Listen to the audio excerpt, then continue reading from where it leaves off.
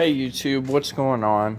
Today I'm going to show you how to do a rear end gasket, cover, and fluid change in a 2002 Grand Marquis. This is applicable to 98 to 02 Panther bodies, so if you have Crown Vic, Lincoln Town Car, this should also apply. And it also applies to the earlier and later years as well, but this is a 2002 that I'm working on. So what I got here, guys, is I went with a real gasket. You can use a gasket or you can use gasket maker. I don't have a very steady hand, so I went ahead and ordered up the gasket. I feel like that's going to turn out better. I also ordered a new cover. You don't have to do this, but I figured if I'm going to have the cover plate off, I may as well go with a brand new chrome one, because it was 30 bucks. So, and that is steel, and it looks really nice. So I'll have that, the gasket, and then the oil I went with 75 140 by Lucas. I think each of these was like 15 bucks. They're pretty expensive. 75 140 is what they have in the police interceptors and the taxis. If you live in a hot climate, you may want to go with this. If it doesn't ever get above 60 degrees at your place, I wouldn't mess with this. You also can do 75 90 or 75 80. I can't remember the exact numbers, but there's another option. This car came with the 75 90, but I've heard of people going 75 140 for that heavier protection, because here in Illinois it does get up to 100 degrees sometimes. So that's what I chose, and the fluid capacity is around 2 quarts. So this is the stuff that I ordered, and it should work for you as well.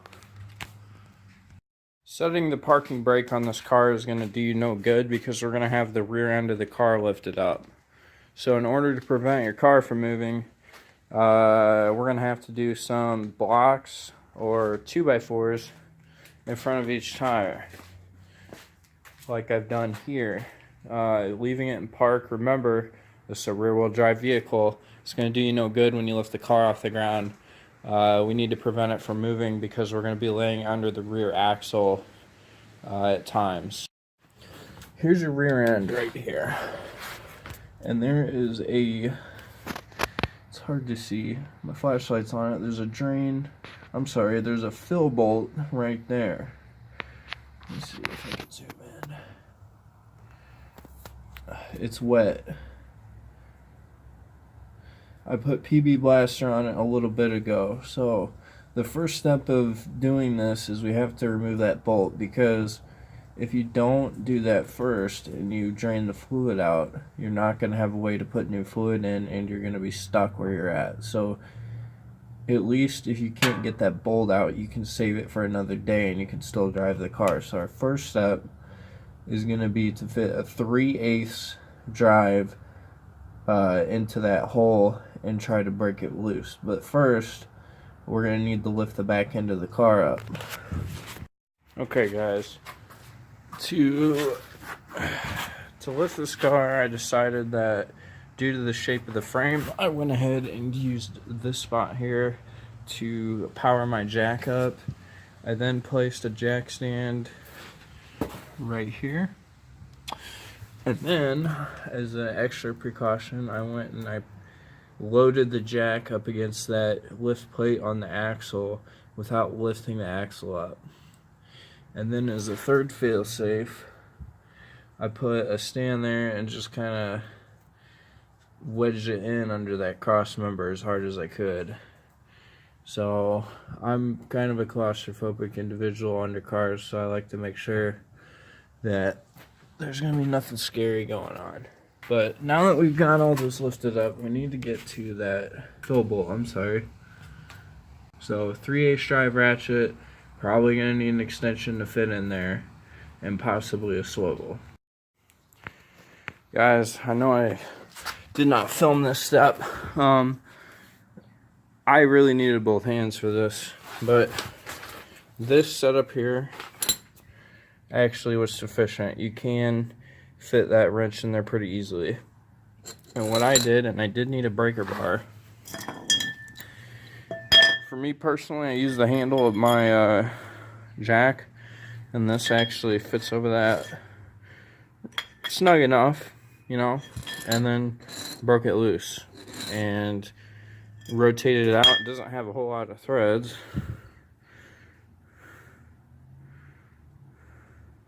I mean, that's pretty much it. So I'm gonna clean this up. The magnet has some bullshit on it, as you can see here. And note that if your car is tipped back like mine, some of that fluid is gonna start leaking out. So, and it smells like shit. So make sure you have a drain bucket under there. But our next step's gonna be to start on the cover bolts. At this point, we should have a bucket under here and catching a little bit of drip from the fill hole. Now remember, I've been spraying these bolts for 2 days with PB Blaster, so these might break a little easier than untreated bolts. Now this is a 1/2 inch, if you can believe that. So stick that on there.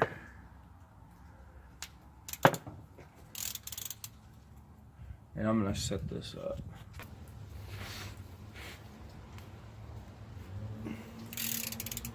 That actually just cracked loose just like that.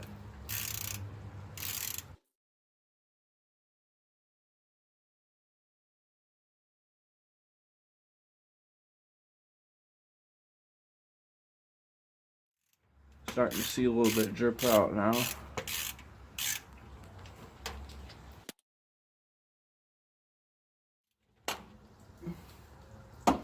I broke my socket.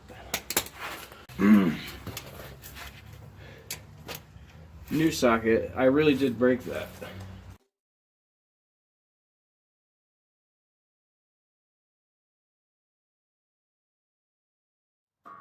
There's a bracket on the top 3, and it looks like it holds a brake line. We're gonna have to hold on to that bracket.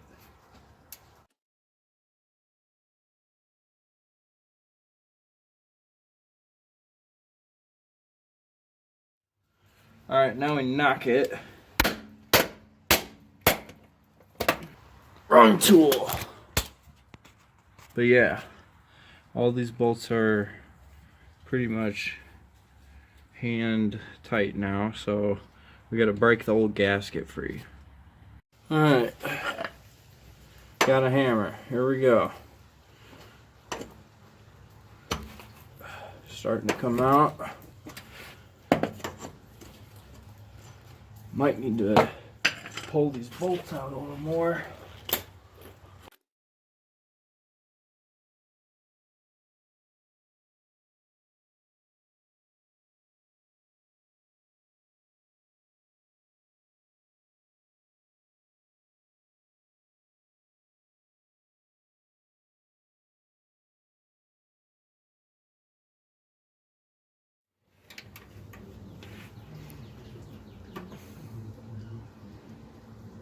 Don't want to lose those screws in this bucket.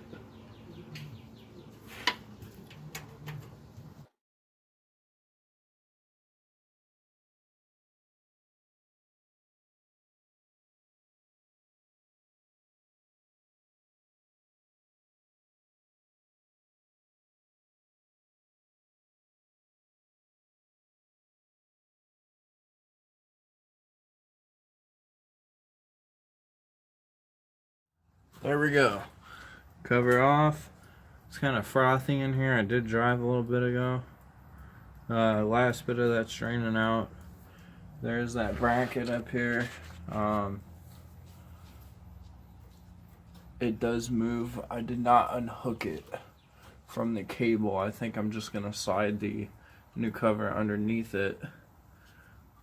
But we need to clean this mating surface so that our new gasket adheres.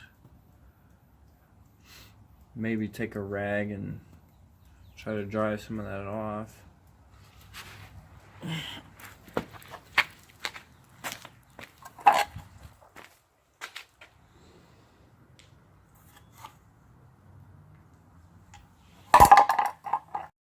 Alright, I've been letting this slowly drip out for a little bit.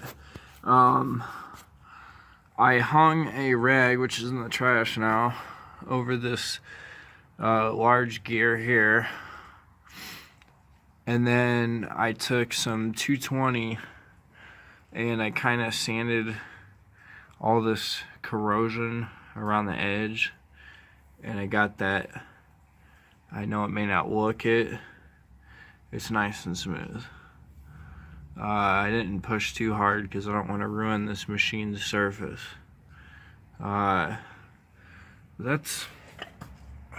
about empty by now, and I'm thinking for 106,000 miles, this rear gear is looking pretty clean.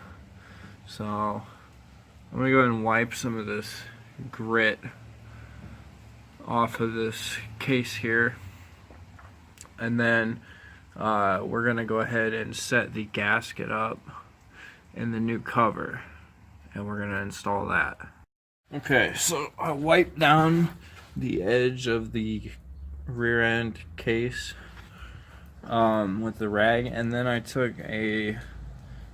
dipped my finger in here and I just rubbed a light layer of old oil on the mating surface to try to help this gasket stick. Then I placed the cover on it, and I put 2 bolts in right now just to hold it in place. The rest of them are here, and I'm going to be using blue thread locker to keep these from coming out. Just try to pick all the old gasket maker off the threads if yours has it, and then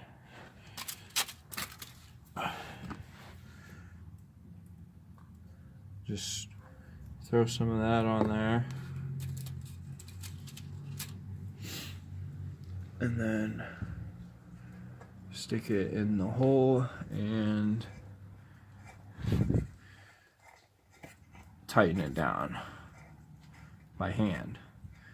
We're going to do each of these by hand until we're done, and then we'll go around with a torque wrench. And you can see I left the old bracket on there.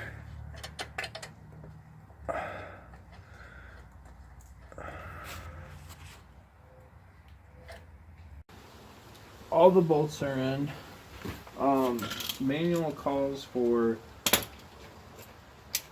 25 to 35 foot-pounds. So we're gonna go with 30. And I have a torque wrench right here.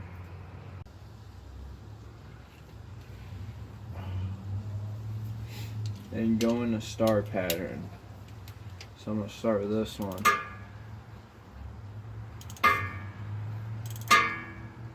So I'm just going to do these a little bit more snug, because I had them decently snugged with the wrench, but 30 pounds is kind of a lot. So I'm gonna go ahead and get these at least somewhat equal before I go around with 30 pounds. So here we go.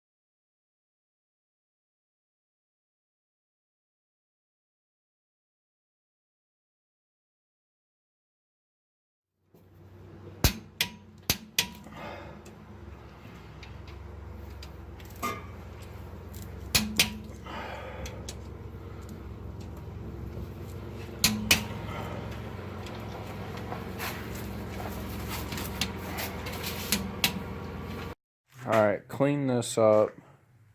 This is the magnet. I just use brake clean and a rag. Get your oil opened up, as I have already done, and we're gonna go ahead and pour this in. I'm gonna have a hell of a time showing you. Basically,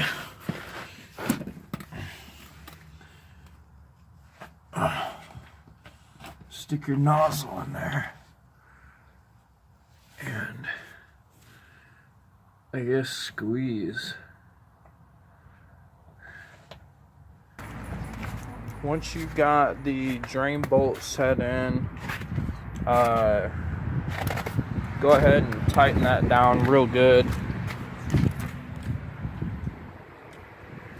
And then double check that your shit's not leaking, which mine is not, and go for a test drive.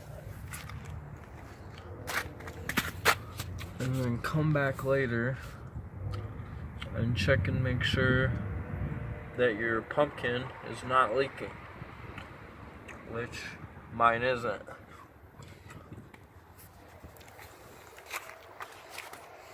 And you're done. Congratulations, guys. You just did a rear differential fluid change on a 98 to 02 Panther.